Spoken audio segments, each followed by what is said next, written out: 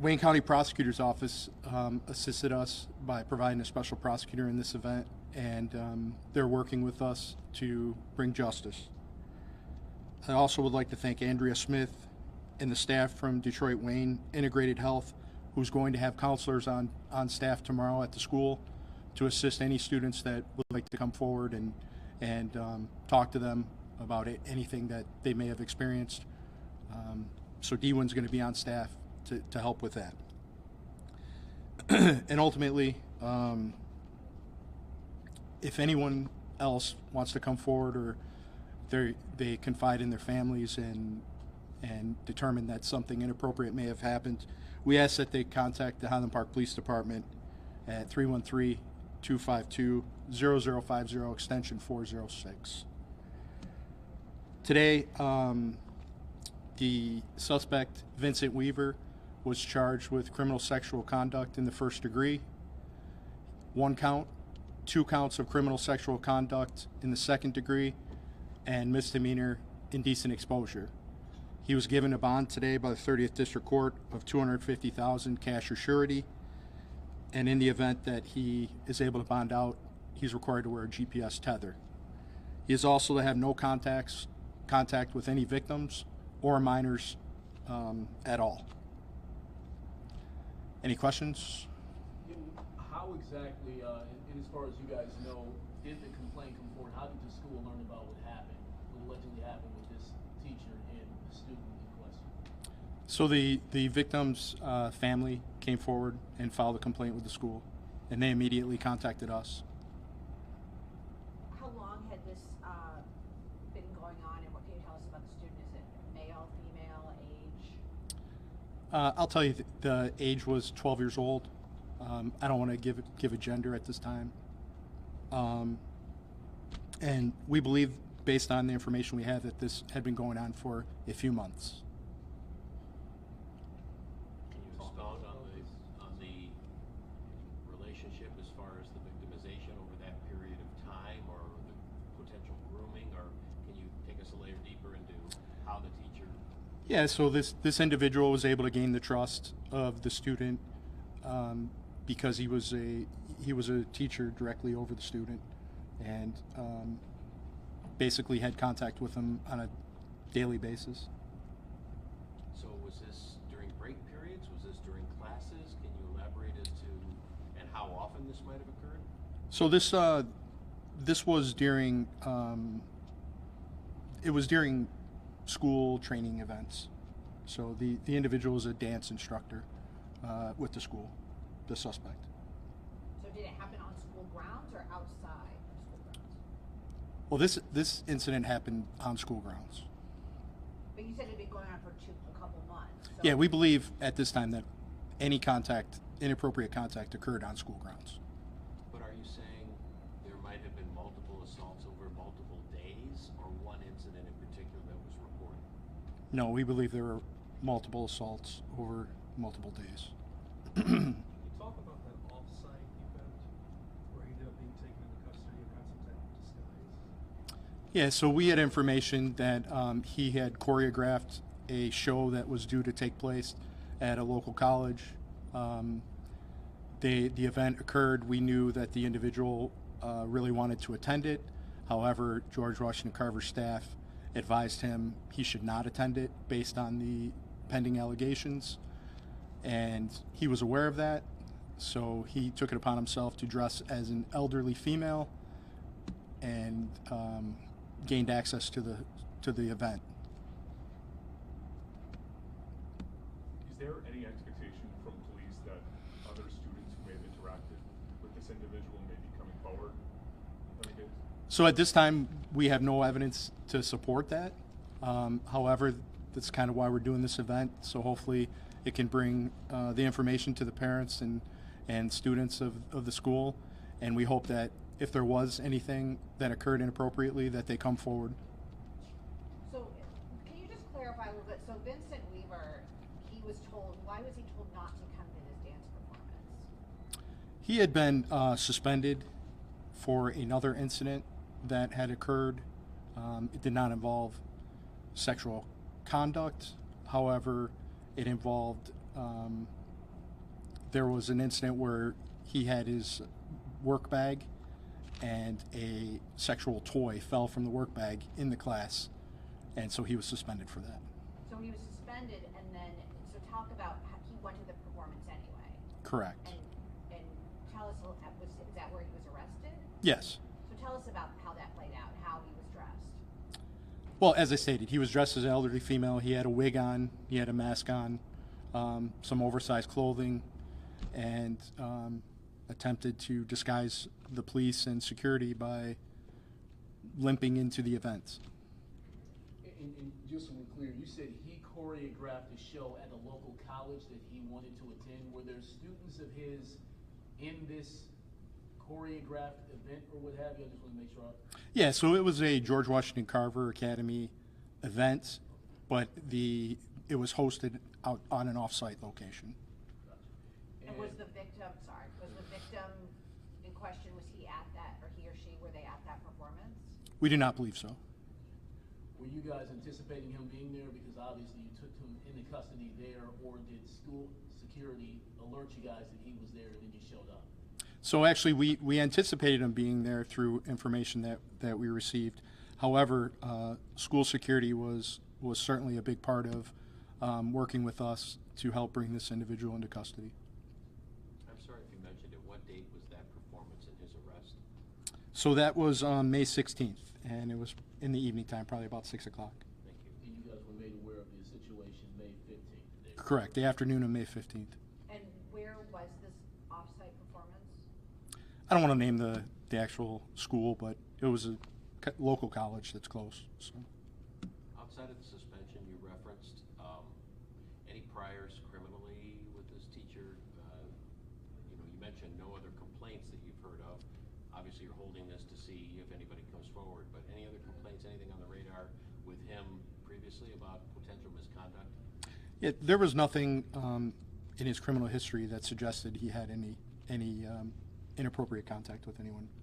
Nothing from the school, as far as you know, that didn't lead to what is alleged here, but any issues with students previously as far as a school record that you know of? Nothing that we were able to find, or nothing that was shared with us. Is he cooperating with police? He is.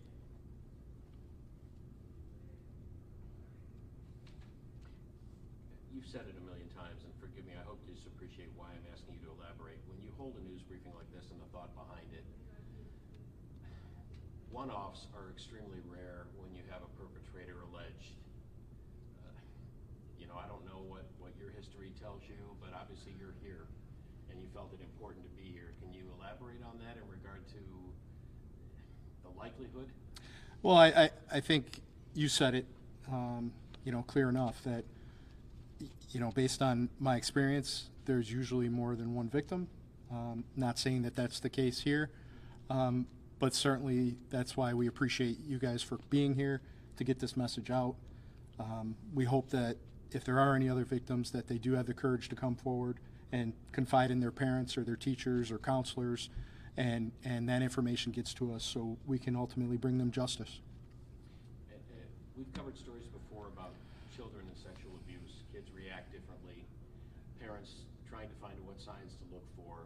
I appreciate there's a confidentiality here, but are you able to offer any insight as to whether this child brought it up to a parent or how it came to their attention to then come to you? I'm reaching for trying to help people. Yeah. So this our victim has a good relationship with their parents, and they confided in their parent, and their parent did the right thing and immediately brought it to the attention of the school and the law enforcement.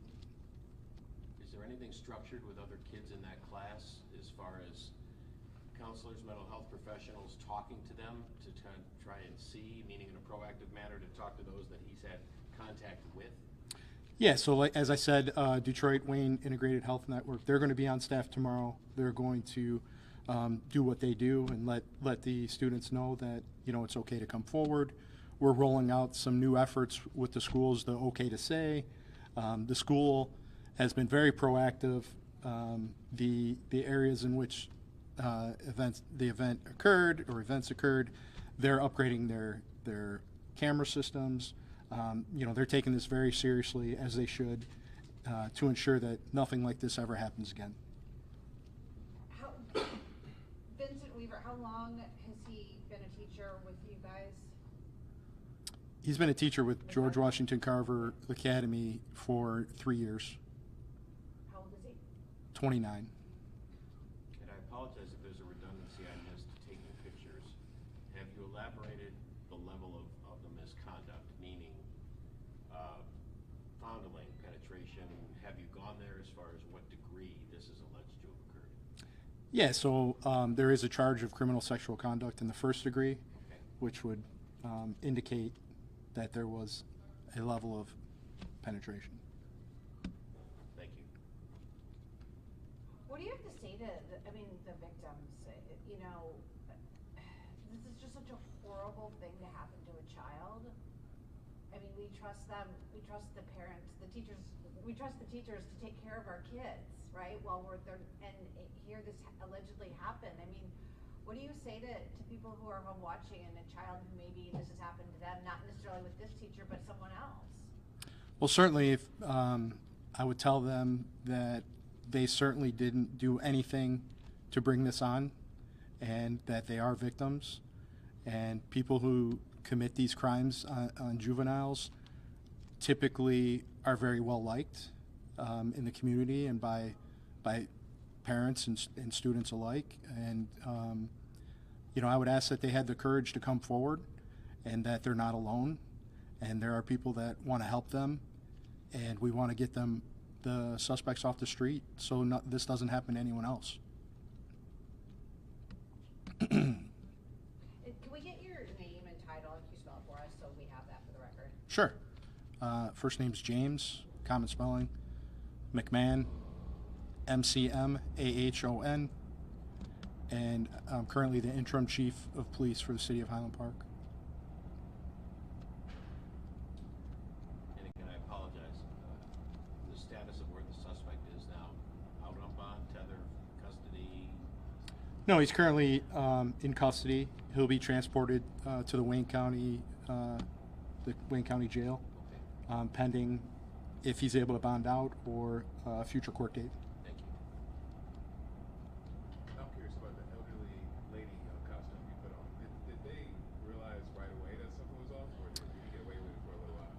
Well, it was a somewhat impressive costume.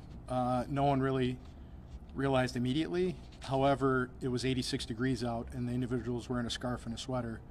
It certainly raised some attention. So.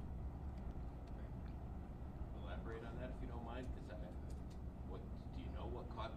Who figured out who he was in the costume? Well, so George Washington Carver security was aware that we were looking for this individual, and they provided some intel that a suspicious person was on site. We were able to run some vehicles in the area and determine that they were associated, and ultimately were able to make contact and verify that the individual was in fact our suspect. But wearing too much clothing on a warmer day was kind of what. Yeah, there wasn't much showing of the individual's face or anything. It was a mask and things like that, so it wasn't easy to identify, but certainly looked a little suspicious based on the conditions outside. What do you mean, like a mask, like a COVID mask, or like a Yeah, something. Halloween mask? Yeah, like a COVID surgical mask. So the person just looks out of character for like the weather and the time Correct. of year. Okay. Yeah. How long was he at the event? Oh, probably 10 minutes at the most. We were in the area waiting, so we immediately investigated and took him into custody. So did you guys kind of have a feeling he was going to show up one way or another? Yeah, so it was brought to our attention. He was very passionate about this event. He put a lot of work into the event, and that he was disappointed that he was advised he couldn't attend. And so we certainly had reason to believe that he was going to attend it. And when was he suspended when that sex toy fell out of the bag? I believe that was on May 2nd.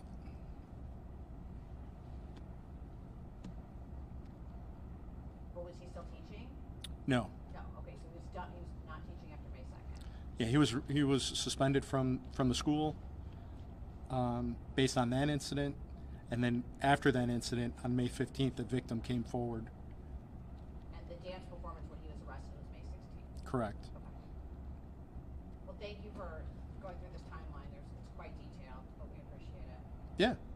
And forgive me, was there a date of the alleged incident? I have not seen anything, so if I'm asking, questions that are making you repeat yourself, I apologize.